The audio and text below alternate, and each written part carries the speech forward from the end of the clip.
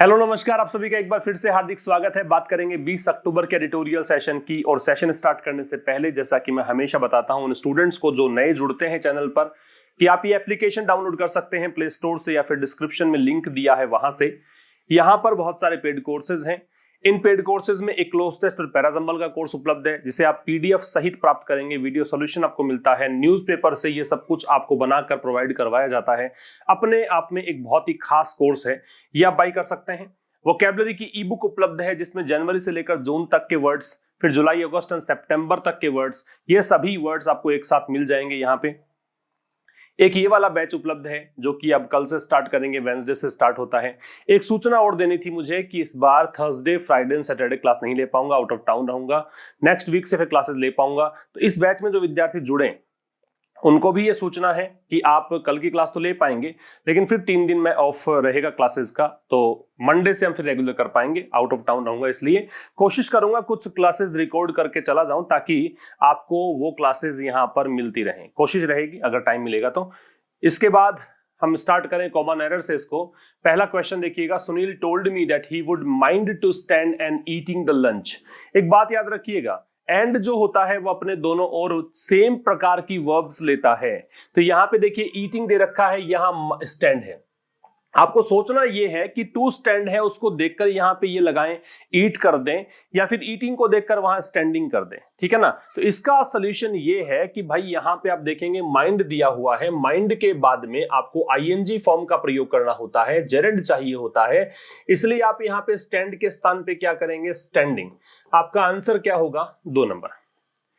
Second question देखिए, the accused now Flatley denies. Deny के बाद में भी आपको जेरेंड लगानी होती है।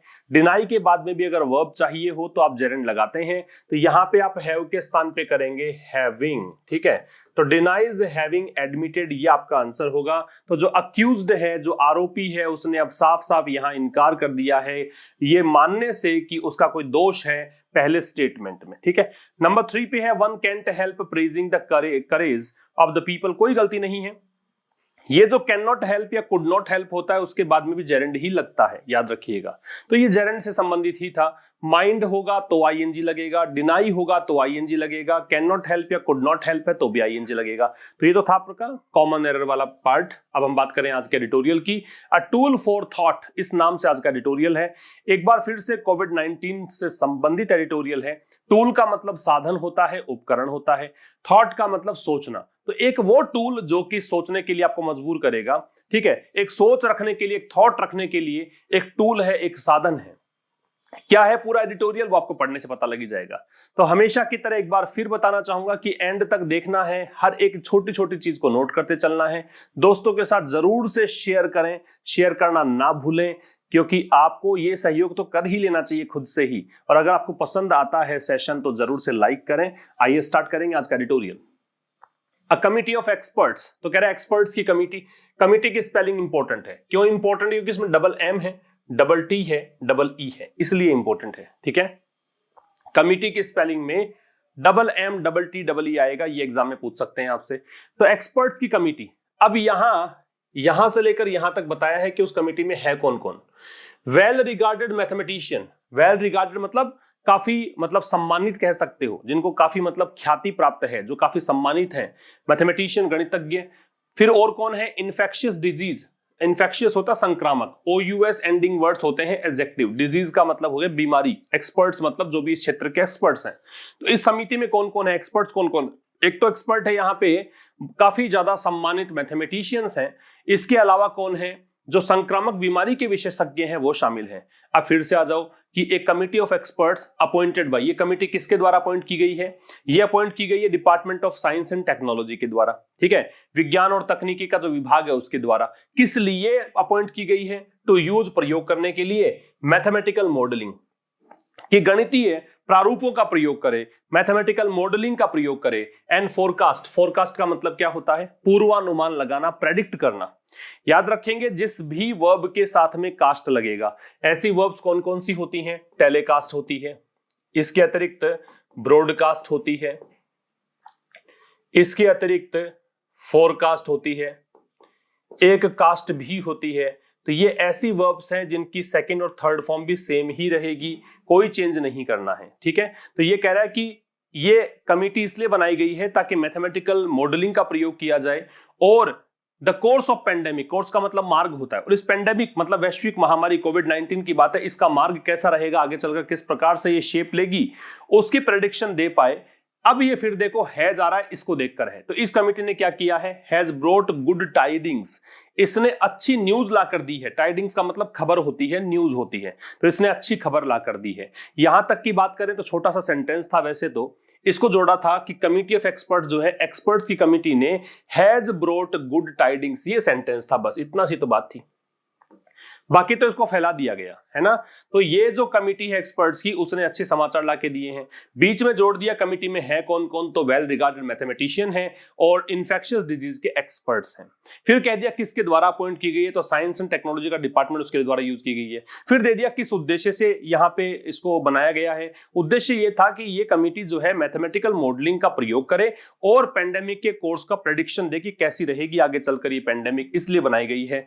ये पूरी कहानी हो गई। आगे बढ़े, बाय देयर एस्टीमेट, अब ये देयर है वो एक्सपर्ट्स के लिए है, एस्टीमेट का मतलब पूर्वानुमान होता है, तो उनके पूर्वानुमान के द्वारा, बाई द्वारा, देयर दे का पजेसिव एडजेक्टिव है, पजेसिव एडजेक्टिव के बाद में नाउन लगता है तो ये एस्टीमेट नाउन है। तो उनके पूर्वानुमान के द्वारा India passed it's covid peak, Bharat ने अपनी जो कोविड-19 पीक है, पीक का मतलब समझते हो, सर्वोच्च पे पहुंच जाना, तो भारत ने पास कर लिया, भारत ने पार कर लिया है अपना पीक सितंबर में, मतलब जब से सबसे सर्वाधिक जो केसेस है ना वो सितंबर में आ गए। इनके एस्टीमेट से ऐसा लगता है, इस कमिटी में जो एक्सपर्ट्स हैं उन्होंने अपना एस्टीमेट दिया है कि भारत ने अपना पीक सितंबर में पार कर लिया। एंड द डिक्लाइन इन, काम की बात है, डिक्लाइन के साथ में इन लगता है अगर डिक्लाइन नाउन के रूप में हो तो। अब आप ये कैसे क्लेम करें कि भाई डिक्लाइन यहाँ पे नाउन है, क्योंकि दे लगा हुआ है, आर्टिकल लगा हुआ होने पर आगे नाउन ही होता है, तो डिक्लाइन यहाँ पे नाउन है। तो कह रहे हैं the decline in the overall case load, और जो गिरावट है किसमें, ओवरऑल कुल मिलाकर सभी तरफ से, केस लोड जो भी ये संक्रामक, ये जो संक्रमित लोगों के केसेस आ रहे थे उसकी बात कर रहे हैं। बीइंग ऑब्जर्व्ड, जिनका ऑब्जर्व किया जा रहा है, जिनको ऑब्जर्व मतलब क्या होता है, किसी को देखकर कोई अगर थॉट आप बना लेते हो उसको ऑब्जर्व, एक निगरानी रखना बोल सकते हो। For nearly a month, nearly लगभग, अ मंथ एक महीने से, नाउ अब, इज टू कंटिन्यू, वो कंटिन्यू रहेगा, बात समझना। उनका जो एस्टीमेट है उससे भारत ने सितंबर में ही कोविड-19 का पीक पार कर लिया है, और जो गिरावट है ओवरऑल केस लोड में जिसको ऑब्जर्व किया जा रहा है एक महीने से लगभग, अब वो जो डिक्लाइन है, वो जो गिरावट है वो कंटिन्यू रहने वाली है, वो लगातार जारी रहेगी गिरावट आगे भी, ये इनका कहना है। ठीक है, आगे बढ़ेंगे। एक्टिव केसेस, जो अभी फिलहाल एक्टिव केसेस हैं, एक्टिव केसेस का मतलब फिलहाल जो संक्रमित लोग हैं, है ना, अबाउट 7.5 लाख नाउ, कितने हैं, लगभग 7.5 लाख हैं। अब आर एक्सपेक्टेड, ये इन केसेस को देखकर है, आर एक्सपेक्टेड पैसिव हो गया क्योंकि बी के साथ थर्ड फॉर्म है। अब ये जो एक्टिव केसेस हैं जिनसे ये एक्सपेक्ट है कि टू ड्रॉप, कि ये गिरावट आएगी इसमें, और कितनी आ जाएगी, 50,000 से कम हो जाएंगे। बिलो का मतलब कम है, ये किसका अपोजिट होता है, ये अबव का अपोजिट होता है। अबव का उल्टा होता है क्या, बिलो, अबव बराबर 1 अपॉन बिलो। ठीक है, इसी प्रकार से अगर ओवर लिखोगे तो ओवर बराबर 1 अपॉन अंडर, ये एक दूसरे के ऑपोजिट हैं। तो बिलो लेवल में नीचे होने के लिए है, तो लेवल में ऊपर होने के लिए क्या आता, अबव आता। तो कह रहे एक्टिव केसेस जो अभी 7.5 लाख हैं, अब इनकी संभावना है कि 50,000 से कम ये आ जाएंगे, 50,000 से नीचे पहुंच जाएंगे। कब तक, दिसंबर तक, बाई मतलब तक, तो दिसंबर तक ये हो जाएगा। एंड बाई फरवरी, और फरवरी तक, तो बाई का प्रयोग जब टाइम से पहले आप करते हो तो उसका मतलब होता है तक, तो फरवरी तक क्या हो जाएगा, the pandemic is likely to, संभावना होना, इस वैश्विक महामारी की संभावना है टू एक्सटिंग्विश इटसेल्फ। एक्सटिंग्विश का मतलब होता है, वैसे तो बुझाने को बोलते हैं, फायर एक्सटिंग्विशर सुना होगा आपने, लेकिन यहां एक्सटिंग्विश का मतलब है क्या, एंड, एबॉलिश, एक्सटरपेट, वाइप आउट, खत्म कर देना, एंड कर देना। और फरवरी तक इस वैश्विक महामारी की संभावना है कि अपने आप को खत्म कर लेगी विद ओनली मिनिमल इन्फेक्शंस, और संक्रमण बहुत ही मिनिमल, न्यूनतम हो जाएंगे, लेकिन ब्रैकेट में है 0 नहीं होंगे लेकिन ना के बराबर होंगे, मतलब ना के बराबर, न्यूनतम। ठीक है, तो क्या कहना चाह रहा है, एक्टिव केसेस जो अभी 7.5 लाख हैं, संभावना क्या है कि ये केसेस दिसंबर तक 50,000 से नीचे आ जाएंगे। फरवरी तक इस पेंडेमिक की संभावना, लाइकली टू का मतलब संभावना होना, फरवरी तक संभावना है कि अपने आप को एंड कर लेगी, है ना, और कितना हो जाएगा इन्फेक्शन, मिनिमल हो जाएगा, ना के बराबर रह जाएगा। While it is reasonable, reasonable तार्किक होता है, उचित होता है। तो अब ये वाइल से स्टार्ट है तो इसका मतलब देखो, एक तो ये उपवाक्य रह गया और एक उपवाक्य यहां से स्टार्ट हुआ है, आगे तक चल रहा है इस फुल स्टॉप तक, ठीक है। तो इसको पढ़ेंगे यद्यपि। तो यद्यपि ये बड़ा उचित है, तार्किक है, टू अज्यूम, अज्यूम होता है पूर्वानुमान लगाना, गैस करना, है ना। तो ये उचित है कि हम अनुमान लगाएं दैट द 7 मेंबर कमिटी की, वो कमिटी जो बनाई गई थी शुरुआत में स्लाइड में पढ़ाया था मैंने, तो उस कमिटी में कितने सदस्य हैं? 7। तो 7 सदस्य वाली जो कमिटी है हैज बीन स्क्रप्लस, स्क्रप्लस का मतलब है काफी नैतिक या ईमानदार, या यहां पे जो स्क्रप्लस है इसका मतलब काफी सावधान रही है, काफी मेटिकुलस रही है, बहुत ही प्रिसाइज, सटीक रही है, ठीक है। तो कह रहा है यद्यपि ये तार्किक है, ये बात उचित है, यह अनुमान लगाना कि 7 सदस्य वाली जो कमिटी है वो काफी कह सकते हो सटीक रही है, फिर भी the caveat is that, caveat का मतलब चेतावनी होता है, वार्निंग होता है। कैविएट का मतलब क्या होता है? वार्निंग। लेकिन कैविएट ये है, चेतावनी ये है that this is still a forecast, कि अभी भी ये फोरकास्ट है, ये एक पूर्वानुमान है, बेस्ड ऑन, जो किस पर आधारित है? बेस्ड में ऑन लगेगा, मैथमेटिकल मॉडलिंग, कि जो आप गणित का प्रयोग कर रहे हो, जिस कैलकुलेशन के आधार पर आप बता रहे हो ना, उसी का ही तो है, सटीक तो नहीं कह सकते आप। एक बार फिर समझना, यद्यपि ये बात उचित है, ये अनुमान लगाना कि 7 सदस्य वाली जो कमिटी है उसने जो कुछ भी कहा है वो बिल्कुल सोच समझ के कहा है, और ये अभी तक का जो रिकॉर्ड देखें तो वो सारा का सारा कैसा रहा है? काफी सटीक इसकी प्रेडिक्शन रही है। फिर भी ये चेतावनी है क्या? कि अभी भी ये फोरकास्ट जो है पूर्वानुमान है, मैथमेटिकल मॉडलिंग पर आधारित है। आगे देखें, there are some strong assumptions. अब देयर से स्टार्ट होने पर इन्वर्जन लगाते हैं, इन्वर्जन का मतलब हो गया स्ट्रॉन्ग अजम्पशंस, जो है वही आपका नाउन है, इसको देखकर आपने यहाँ पे आर का प्रयोग किया है। तो देयर आर स्ट्रॉन्ग अजम्पशंस का मतलब है कुछ यहाँ मजबूत पूर्व धारणाएं हैं, अजम्पशंस अनुमान, पूर्व धारणाएं, कुछ यहाँ पे पूर्वानुमान, मजबूत यहाँ पे अजम्पशंस है, मान्यताएं हैं। क्या है वो सब आगे पता लग जाएगा आपको। तो ये सब था सेकंड स्लाइड में, आगे बढ़ेंगे। द डिक्लाइन, जो गिरावट है। अब आप सोचोगे सर अभी आपने बताया कि डिक्लाइन के साथ में इन लगता है, आपने कहा नाउन होगा तो भी इन लगता, नाउन हो तब इन लगता है। अब ये नाउन तो है, इन क्यों नहीं है? तो भाई इसमें गिरावट किस चीज में है वो दे ही नहीं रखा यहाँ पे। आप पीछे वाले में चलोगे, डिक्लाइन में दे रखा होगा कि वो गिरावट किस में है। यहां देखोगे तो डिक्लाइन देखो इसमें है, केस के लोड, जो ओवरऑल केस लोड है उसमें है। यहां ऐसा दे नहीं रखा डिक्लाइन किस में है, इस कारण से यहाँ पे इन नहीं है। द डिक्लाइन विल कंटिन्यू, तो कह रहे गिरावट जारी रहेगी ओनली इफ, केवल तभी, there are no major mutation, mutation का मतलब चेंज, म्यूटेशन का मतलब चेंजेस, है ना, परिवर्तन। केवल ये गिरावट कब तक रहेगी? केस की जो संख्या है वो घटती रहेगी, कब तक? जब तक कि कोई मुख्य बदलाव ना आए ड्यूरिंग विंटर, मतलब सर्दी के मौसम के दौरान। एक बात याद रखना, जो भी सीजन के नाम होते हैं, चाहे विंटर हो, समर हो, ऑटम हो, स्प्रिंग हो, वहां पर आपको आर्टिकल नहीं लगाना होता। लेकिन एक बात ये भी ध्यान रखिए कि अगर उसमें सीजन दे रखा हो, winter season, summer season, autumn season, तो फिर आपको दे लगाना होता है, ठीक है। सीजन शब्द जुड़ने पर दे लगता है। तो डिक्लाइन जो है जारी रहेगी, लेकिन कब तक? जब तक कि कोई मुख्य बदलाव ना आए सर्दियों के दौरान। एक कोमला क्या दे रखा है, protective antibodies are durable, protective रक्षात्मक, एंटीबॉडीज प्रतिरक्षी, आर है ड्यूरेबल, टिकाऊ। अगर शरीर में जो प्रतिरक्षी है, प्रतिरक्षी सिस्टम जो है वो अगर एक्टिव है तब तक कोई दिक्कत नहीं है। And current restrictions are maintained, और जो वर्तमान में प्रतिबंध लगा रखे हैं, रेस्ट्रिक्शन, जैसे मंदिर नहीं खोले गए हैं, सोशल डिस्टेंसिंग का पालन किया जा रहा है, बहुत सारी चीजें हैं, तो वो अगर रेस्ट्रिक्शंस मेंटेन किए जाते हैं तब तक केसेस नहीं बढ़ेंगे, तब तक गिरावट आएगी। बात समझ में आई? एक बार फिर समझना, 3 चीजें बताई हैं कि डिक्लाइन कंटिन्यू रहेगी कब तक? जब तक कि मेजर म्यूटेशंस ना आए, मुख्य बदलाव ना आए सर्दियों के दौरान। कब तक? जब तक कि प्रोटेक्टिव एंटीबॉडीज ड्यूरेबल हो। कब तक? जब तक कि वर्तमान में प्रतिबंध जो है वो मेंटेन किए जाएं। आर के साथ थर्ड फॉर्म में मेंटेन, तो पैसिव वॉइस है। There would be no significant gains, significant का महत्वपूर्ण या बड़ा, गेन्स का मतलब लाभ, है ना। देयर से स्टार्ट है तो फिर इन्वर्जन है। नो सिग्निफिकेंट गेन्स को देखकर वुड बी, है ना, ये सब्जेक्ट है, no significant gains, would be यहाँ पे वर्ब है। तो कोई भी बदलाव, बड़ा मतलब बड़ा लाभ नहीं मिलेगा फ्रॉम ए स्ट्रिक्ट लॉकडाउन, किसी भी सख्त लॉकडाउन से। स्ट्रिक्ट का सख्त, स्ट्रिक्ट एडजेक्टिव है। बियॉन्ड 10 डिस्ट्रिक्ट लेवल, कि जिला स्तर पर तो ठीक है, उसके परे, बियॉन्ड का मतलब के परे, अगर जिला स्तर से ऊपर कहीं आपने लॉकडाउन लगाया और काफी सख्ती बढ़ती, तो उससे कोई लाभ नहीं मिलने वाला, और लाभ मिल भी गया तो सिग्निफिकेंट नहीं मिलेगा, बड़ा नहीं मिलेगा। यहां मैं सिग्निफिकेंट के लिए जो इसको सिनोनिम दे सकता हूं वो हो सकता है कंसीडरेबल, यहां सिग्निफिकेंट को आप कंसिडरेबल से रिप्लेस कर सकते हो। ठीक है, तो कह रहा है कि बड़ा लाभ नहीं मिलने वाला किसी भी सख्त लॉकडाउन से। अगर आपने डिस्ट्रिक्ट लेवल से आगे बढ़कर कोई लॉकडाउन लगाया तो उससे कोई लाभ नहीं मिलेगा। And current containment measures, current वर्तमान में, कंटेनमेंट होता है रोकथाम करने के लिए, मेजर्स का मतलब उपाय, वुड सफिस, सफिस का मतलब है पर्याप्त होंगे, सफिशिएंट का शॉर्ट वर्जन है, वो वर्ब है। ठीक है, और कह रहा है कि वर्तमान में जो भी कंटेनमेंट मेजर्स हैं, वर्तमान में जो भी संक्रमण को रोकने के लिए जो उपाय किए जा रहे हैं वो पर्याप्त होंगे, एक्सेप्ट, केवल इसके अलावा, इसके अलावा if there are local outbreaks, यदि लोकल आउटब्रेक्स, स्थानीय कोई आउटब्रेक, आउटब्रेक बीमारी का अचानक से फैलना, sudden eruption of any disease is called outbreak.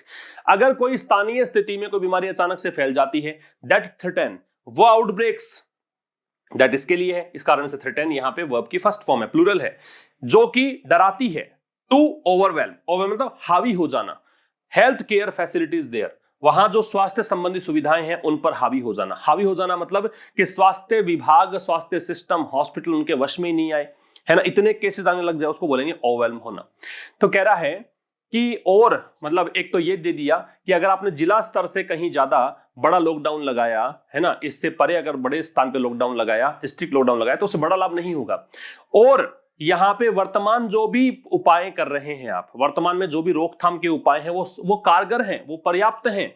लेकिन एक चीज यहां पे छोड़ दिया उसने, इसके अलावा अगर कोई मान लो स्थानीय आउटब्रेक्स होते हैं, किसी भी पर्टिकुलर रीजन में, किसी पर्टिकुलर एरिया में अगर आउटब्रेक्स होते हैं, और वो आउटब्रेक्स जो कि यहां डराते हैं, किस चीज से डराते हैं, कि जो हो सकता है कि वो आउटब्रेक से जो हेल्थ केयर फैसिलिटीज हैं वो मतलब यहां पे उसके द्वारा वो चीजें जो है वो हावी हो जाएं इस पर, तब ऐसा हो सकता है कि प्रॉब्लम आ जाए, वरना तो ठीक चल रहा है, ये कहना चाहता है।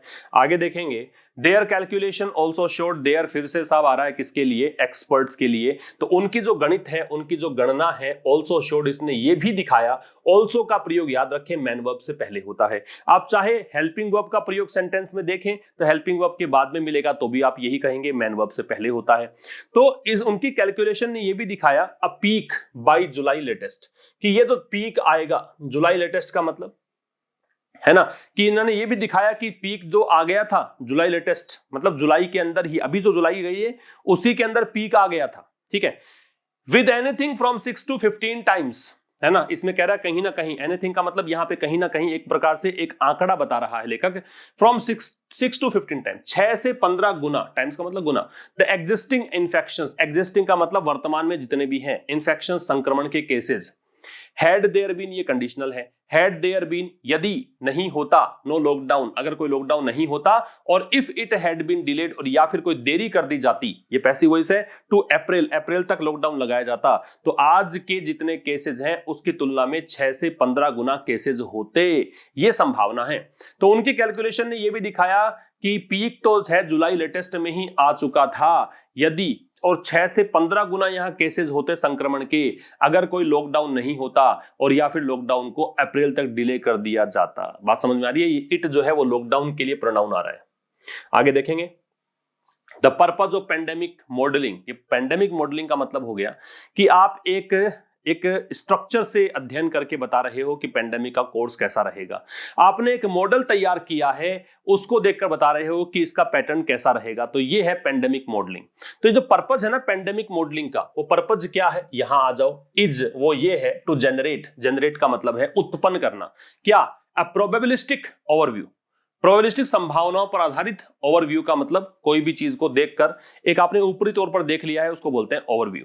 तो कह रहा है कि जो पर्पज है पेंडेमिक मॉडलिंग का वो ये है कि आप संभावनाओं के आधार पर एक ओवरव्यू जनरेट करें, किसका, फ्यूचर का, कि भविष्य में क्या होगा, एंड मैथमेटिकल मॉडलिंग, और जो गणितीय मॉडलिंग है वो बन चुकी है, हैज है, इसको देखकर मॉडलिंग को, बिकम है, हैज को देखकर थर्ड फॉर्म, अ पॉपुलर, एक प्रसिद्ध क्रिएटिव एक्सरसाइज, एक रचनात्मक अभ्यास, एक एक्सरसाइज बन चुकी है, विद सेवरल मॉडल, सेवरल में प्लूरल नाउन आती है, जिसमें अनेकों मॉडल्स एंड फोरकास्ट और पूर्वानुमान बीइंग मेड, किए जा रहे हैं, पैसिव वॉइस है, बीइंग मेड। आप सोचोगे कि अब सर यहाँ पे पैसिव वॉइस तो है लेकिन इसमें हेल्पिंग वर्ब नहीं है, तो ये एक्चुअल में एक एडजेक्टिव की भूमिका में आता है, याद रखना, है ना, इसलिए यहाँ पे नहीं है।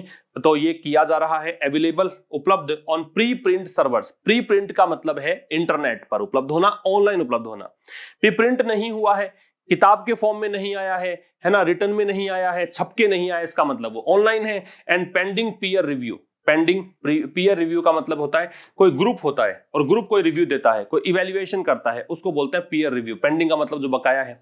एक बार फिर समझना, जो पर्पज है पेंडेमिक मॉडलिंग का वो ये है कि एक संभावनाओं के आधार पर ओवरव्यू यहां पे जनरेट करे, पैदा करे, उत्पन्न करे फ्यूचर का। और जो मैथमेटिकल मॉडलिंग है वो काफी प्रसिद्ध और रचनात्मक एक्सरसाइज बन चुकी है, जिसमें अनेकों मॉडल्स और अनेकों फोरकास्ट जो है किए जा रहे हैं, अवेलेबल करवाए जा रहे हैं ऑनलाइन। और एंड पेंडिंग पीयर रिव्यू, और यहां पे पीयर रिव्यू भी दिए जा रहे हैं। जो भी एक ग्रुप है साइंटिस्ट का या फिर जो एक्सपर्ट्स हैं उनका, उनके द्वारा इवेल्युएशन किया जा रहा है।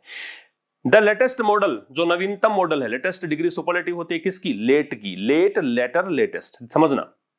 ये LATE है, इसकी डिग्री कंपैरेटिव करोगे तो LATER है, फिर इसकी सुपरलेटिव करो लेटेस्ट ये है। एक तरफ LATE है, फिर एक इसका ये भी होता है लेटर, और फिर इसका बनता है लास्ट। ध्यान रखिएगा इस चीज का, इस प्रकार से बनती है ये। तो ये लेटर जो है ये थोड़ा सा ध्यान देने योग्य है, यहां ये ध्यान देने योग्य है। बात समझ में आ गई आपको? आगे देखिएगा, द लेटेस्ट मॉडल, तो जो लेटेस्ट मॉडल है, जो नवीनतम प्रारूप है, मॉडल है, इज एक्सपेक्टेड, ये पैसिव वॉइस है, इसकी संभावना है टू बी पब्लिश्ड, कि इसको पब्लिश किया जाएगा किसमें? इस मैगजीन में, Indian journal of medical research में। कब? इस सप्ताह। बट लेकिन इट अपीयर्स, ऐसा लगता है, टू बी ए कोटिडियन एक्सरसाइज, की ये एक रूटीन की एक्सरसाइज है। कोटिडियन का मतलब होता है ऑर्डिनरी या एवरीडे, इसका मतलब होता है ऑर्डिनरी या फिर एवरीडे। लेकिन ऐसा लगता है कि जो एक्सरसाइज है ये तो रूटीन की है, कोई विशेष नहीं है। एक बार फिर बता देता हूं आपको क्या कहना चाहता है, कि पेंडेमिक मॉडलिंग का जो पर्पज है वो ये है कि एक संभावनाओं के आधार पर भविष्य का ओवरव्यू जनरेट करे। और मैथमेटिकल मॉडलिंग जो है वो काफी प्रसिद्ध और रचनात्मक एक्सरसाइज बन चुकी है, जिसमें अनेकों मॉडल्स और जो पूर्वानुमान है ना, वो अवेलेबल करवाए जा रहे हैं online. And pending peer review, और इसके अंदर पीयर रिव्यू पेंडिंग है, ठीक है। पीयर मतलब इसमें इवैल्यूएशन बाकी है, थोड़ा सा एक्सपर्ट्स की राय बाकी है। आगे कह रहा है कि जो नवीनतम मॉडल है उसकी संभावना है कि ये छपेगा, इसकी पब्लिश होगा ये इस सप्ताह इस मैगजीन के अंदर, ये मैगजीन का नाम है, ठीक है। लेकिन ऐसा लगता है कि ये जो काम कर रहे हैं ना, ये तो ऑर्डिनरी एक्सरसाइज है, ये कोई विशेष नहीं है, रूटीन की क्रिया है। आगे देखिएगा, the data sets it has relied on, it को देखकर हैज है और डेटा सेट्स को देखकर आर है। रिलाई के साथ में ऑन है, रिलाई का निर्भर होना होता है, ठीक है। डिपेंड में ऑन आता है, रिलाई में ऑन आता है। Data sets it has relied on, तो वो डेटा सेट्स, वो आंकड़े जिस पर की निर्भर रहा है, वो डेटा सेट्स जो हैं आर पब्लिकली अवेलेबल, वो सार्वजनिक रूप से उपलब्ध हैं। And the modelling employs, employ का मतलब देखो, एक तो होता है रोजगार देना, अगर कोई वस्तु को एम्प्लॉय करते हो तो वो होता है लगाना। तो कह रहा है कि डेटा सेट जो जिस पर इसकी निर्भरता रही है वो सार्वजनिक रूप से उपलब्ध है। And the modelling employees a category of models, और जो मॉडलिंग है, जो प्रारूप है, वो लगाती है क्या? A category of models, category मतलब एक विशेष भाग, है ना। मॉडल्स कॉल्ड SEIR, मॉडल्स जिसको कहा जाता है SEIR, दैट एस्टिमेट्स। अब ये SEIR क्या करता है? ये पूर्वानुमान लगाता है विद इन पॉपुलेशन, एक जनसंख्या का तबका है उसके भीतर, दोज उनके बारे में, ससेप्टिबल, एस से ससेप्टिबल जो कि ग्रसित है बीमारी से, एक्सपोज्ड जो बीमारी के चपेट में आ गए हैं, ई हो गया, फिर आई है इन्फेक्शन, संक्रमित हैं, एंड रिकवर्ड और जो ठीक हो चुके हैं। एक बार फिर समझना, ये टेक्निक है भाई, केवल इसमें हो रहा ये है कि पता लगाने की कोशिश की जा रही है कि भाई कौन सा तबका जनसंख्या के कौन सी कम्युनिटी में इन्फेक्शन ज्यादा तेज गति से फैल रहा है, कहां पे डिक्लाइन आ रहा है, ये एक्सपर्ट कमेटी काम कर रही है। तो कह रहा डेटा सेट जिस पर निर्भरता रही है, इट यहां पे एक्चुअली आप कह दो कमेटी के लिए। तो कमेटी जिन आंकड़ों पर आधारित रही है वो आंकड़े पब्लिकली अवेलेबल करवाए गए हैं, सार्वजनिक रूप से अवेलेबल हैं, लोग देख सकते हैं उन आंकड़ों को। और जिस प्रकार के मैथमेटिकल मॉडलिंग का प्रयोग कर रहे हैं, वो मॉडलिंग जो है वो एक्चुअल में एक प्रकार की, एक निश्चित प्रकार की कैटेगरी जो है मॉडल्स की, वो यूज कर रही है, जिसको कहते हैं SEIR। SEIR क्या करती है? SEIR एस्टिमेट लगाती है, पूर्वानुमान लगाती है, किसका? वो लोग जो ससेप्टिबल है, एक्सपोज्ड है, इन्फेक्टेड है, रिकवर हो चुके हैं, और कहां? एक जनसंख्या के भीतर, एक प्रकार की जनसंख्या के तबके में, ठीक है। आगे बढ़े, it is extremely dependent on, dependent में ऑन लगता है, एक्सट्रीमली मतलब काफी ज्यादा बड़े स्तर पर, तो यह काफी बड़े स्तर पर निर्भर है, किस पर? The quality of data, data की गुणवत्ता पर।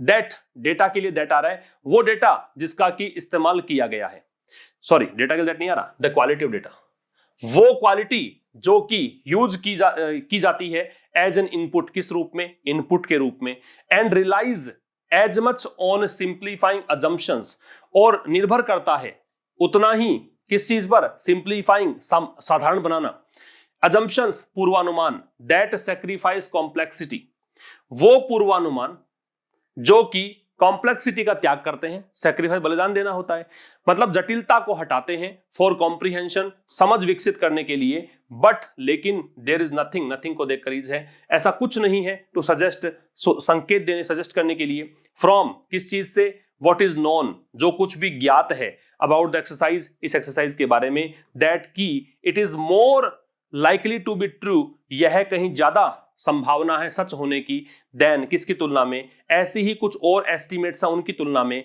फ्रॉम स्कोर्स ऑफ मॉडल्स, इसको मतलब बहुत बड़ी संख्या में, है ना, कहां से, जो अलग अलग प्रकार के मॉडल्स हैं, बड़ी संख्या में जो मॉडल्स हैं द वर्ल्ड ओवर, पूरे विश्व भर में, दैट सब्सक्राइब, वो मॉडल्स जो कि सब्सक्राइब करते हैं, सब्सक्राइब टू लगता है, a certain degree of rigour, rigour का कठोरता, सख्ती, स्ट्रिक्टनेस, डिग्री, स्तर, एक निश्चित प्रकार की कठोरता के स्तर को जो सब्सक्राइब करते हैं, मतलब जो यूज करते हैं। एक बार फिर समझना, थोड़ा सा कॉम्प्लेक्स सेंटेंस है। यह कहीं ज्यादा निर्भर करता है किस पर, गुणवत्ता की, क्वालिटी, जो डेटा की गुणवत्ता पर, ठीक है।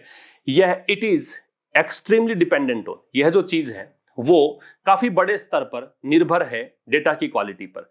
वो क्वालिटी जिसका इस्तेमाल किया जाता है इज यूज्ड पैसिव वॉइस है, किस रूप में, इनपुट के रूप में, और जो निर्भर है, वो गुणवत्ता जो निर्भर है एज मच ऑन सिंप्लीफाइंग, मतलब उतना ही किस चीज पर, सिंप्लीफाइंग करने पर, अजम्पशंस को, जो भी पूर्वानुमान आपके हैं, जो भी धारणाएं हैं, उनको सिंपल बनाने पर, वो अजम्पशंस जो कि क्या करते हैं, कॉम्प्लेक्सिटी को हटा देते हैं, त्याग कर देते हैं समझने के लिए, ठीक है। मतलब कुल मिला के ये वो प्रारूप है जहां पे सिंप्लीफाइंग प्रोसेस ज्यादा यहां पे प्रेफर किया जाता है। एक बार फिर रिपीट कर रहा हूं, यह कहीं ज्यादा निर्भर है डेटा की गुणवत्ता पर, वो गुणवत्ता जिसका इस्तेमाल इनपुट के रूप में होता है ना, वो गुणवत्ता, इनपुट का मतलब ये हो गया कि कोई प्रोसेस आप कर रहे हो तो उसमें कोई भी फैक्ट आपको मिला है तो उसको आप यूज करके और आप आउटकम तक पहुंचते, परिणाम तक पहुंचते हो। तो वही है कि डेटा की गुणवत्ता पर, वो गुणवत्ता जिसका इस्तेमाल किया जाता है इनपुट के रूप में, और वो गुणवत्ता जो निर्भर करती है सिंप्लीफाइंग अजम्पशंस पर, है ना, अजम्पशंस को सामान्य बनाने पर, आसान बनाने पर, वो अजम्पशंस जो कि यहां पे, मतलब ये सिंप्लीफाइड अजम्पशंस जो है ना, ये क्या करते हैं, दैट सैक्रिफाइस कॉम्प्लेक्सिटी, ये क्या करते हैं, कॉम्प्लेक्सिटी को सैक्रिफाइस करते हैं, जटिलता को यहां से हटाते हैं ताकि समझ में चीजें अच्छे से आ जाए। लेकिन ये कह रहा है कि सजेस्ट करने के लिए कुछ है ही नहीं, है ना, किस चीज से, जो कुछ भी आज तक ज्ञात है इस एक्सरसाइज से, जो भी आप एक्सरसाइज यूज कर रहे हो ना, ये सारी गणित जो निकाल रहे हो, जो मॉडलिंग का यूज कर रहे हो, उस एक्सरसाइज से कुछ भी सजेस्ट करने के लिए है नहीं, दैट ये चीज it is more likely to be true, कि ये कहीं ज्यादा मतलब संभावना है सच होने की, देन सिमिलर एस्टिमेट्स, कि ऐसे ही कुछ और पूर्वानुमान हो, और टेक्निक, जैसे SEIR बता रहा है ना, SEIR के लिए आ रहा है कि SEIR जो टेक्निक है वो एक्चुअल में देखो ये कहीं ज्यादा मतलब संभावना है सच होने की, ऐसे ही कुछ और एस्टिमेट्स जो हैं उसकी तुलना में, फ्रॉम स्कोर्स ऑफ मॉडल्स, है ना, जो अनेक प्रकार के मॉडल्स यूज किए जा रहे हैं पूरे विश्व भर में, जो कि एक प्रकार की सख्ती से, एक अच्छे स्तर पे, एक रिगर की जो एक डिग्री है, अच्छे किस्म की डिग्री है, उससे जो एस्टिमेट निकाले जाते हैं उससे। कहने का मतलब थोड़ा सा कॉम्प्लेक्स सेंटेंस जरूर है, लेकिन आप ये मान लो कि SEIR के बारे में जो टेक्निक हमने यहां पढ़ी थी, इसकी बात ये कर रहा है, ये एक प्रकार की एक टेक्निक है, ये मॉडल की कैटेगरी है, तो इसी के लिए कहा गया है कि SEIR जो है वो काफी हद तक, SEIR से पता लगता है ना कि एक्सपोज्ड कौन है, ससेप्टिबल कौन है, ठीक है, इन्फेक्टेड कौन है, और रिकवर कौन कौन हो चुका है। कहने का मतलब कौन चपेट में आया वायरस के, कौन संक्रमित हुआ और कौन रिकवर हुआ। ये जो टेक्निक है वो डेटा की क्वालिटी पर निर्भर करता है, और ये क्वालिटी जो है इसका इस्तेमाल आप करते हो इनपुट के रूप में, और ये निर्भर करता है कि आपको चीजें समझ में आ जाए, कॉम्प्लेक्स ना हो, ठीक है। लेकिन कह रहा है कि सजेस्ट करने के लिए कुछ है ही नहीं। अब यहां से यहां तक की बात को काट दो, तो सजेस्ट करने के लिए कुछ नहीं है, there is nothing to suggest that it is more likely to be true.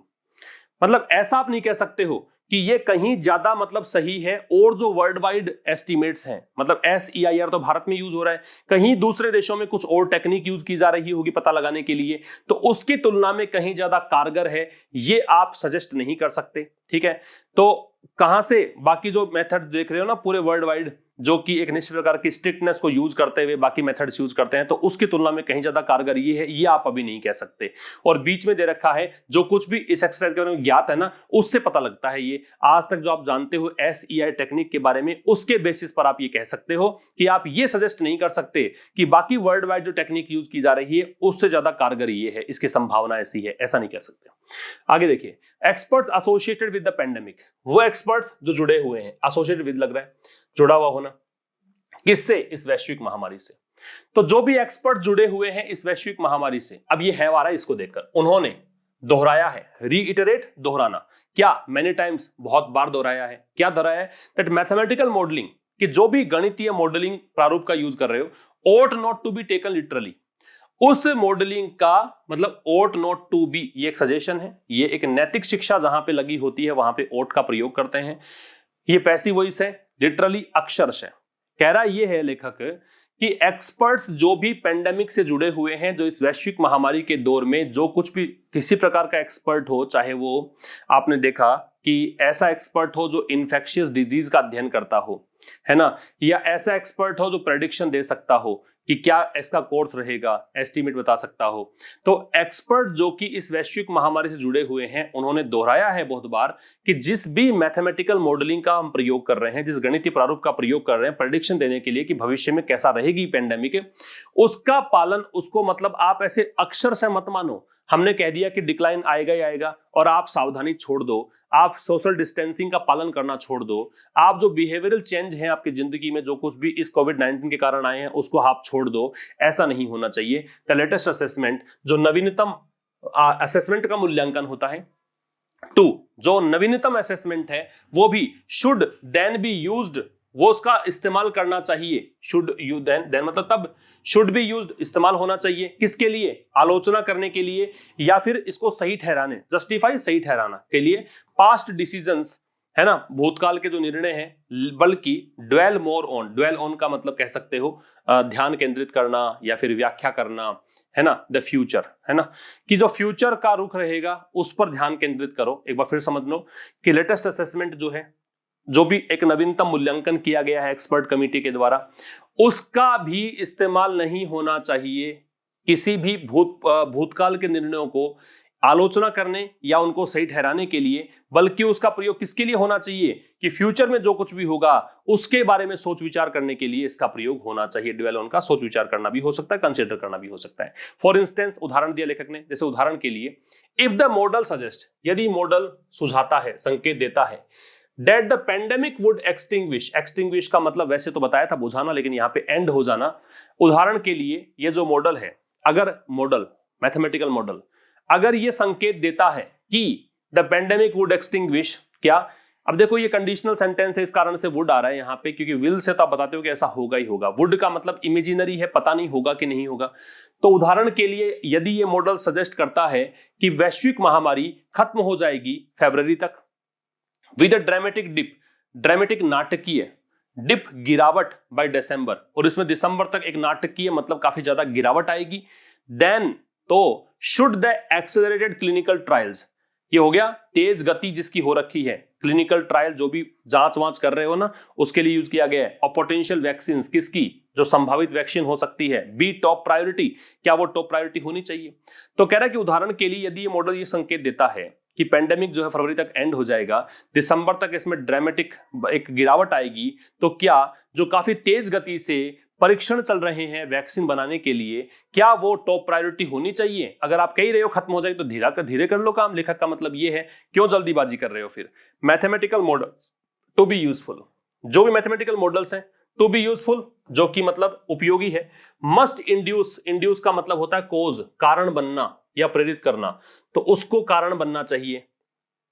Policy और बिहेवियरल चेंज, नीतिगत और व्यवहारात्मक परिवर्तन का, किसके लिए, to avoid their own worst case scenarios, ताकि जो उनका वर्स्ट के सिनारियो है, सबसे घटिया स्तर का कह सकते हो, जो सिनारियो परिदृश्य को बोलते हैं, स्थितियों को बोलते हैं, उससे बचने के लिए। एंड दिस लेटेस्ट असेसमेंट, और ये जो नवीनतम आकलन किया है कमिटी ने, जो मूल्यांकन किया है, मस्ट बी सीन, इसको देखा जाना चाहिए, नो मोर नो लेस, कम ज्यादा नहीं, बल्कि किस रूप में देखें, as a tool to this end, कि ये एक टूल है, ये केवल साधन है। टू दिस एंड मतलब इस मतलब अगर इस साइड में अगर बात करें, इस उद्देश्य की पूर्ति के लिए बात करें, तो ये असेसमेंट आप यूज कर सकते हो, ताकि आप आगे सोच विचार कैसे करोगे। थॉट बताया था ना, टूल फॉर थॉट बताया था, उसी की बात कर रहा है।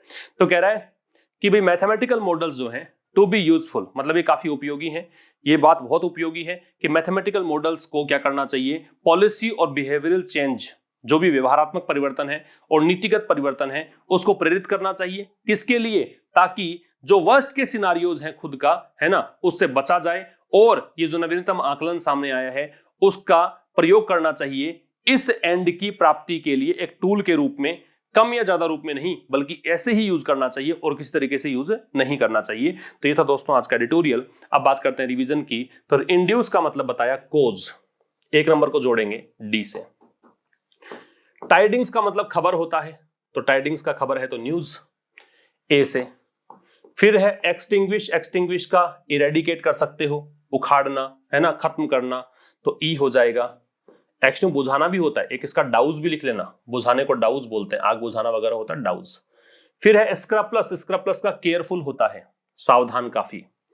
और कोटिडियन का मतलब ऑर्डिनरी होता है, सामान्य, रूटीन की प्रोसेस। इसका स्क्रीनशॉट आप ले सकते हैं। फिर हम चलते हैं ट्रांसलेशन की ओर। प्रश्न है धनवान कैसे बना जाए। अब ये एक ही पैटर्न के क्वेश्चंस हैं। The question is how to get rich. प्रश्न है, द क्वेश्चन इज, जो भी आगे है हाउ टू करके जोड़ना है। प्रश्न है विश्वास कैसे बढ़ाया जाए। The question is how to करके जोड़ दो, how to develop trust, develop बढ़ाना है यहां पे। प्रश्न है परिस्थिति कैसे सुधारी जाए। The question is how to, सुधारना, इंप्रूव, क्या, परिस्थिति, सिचुएशन।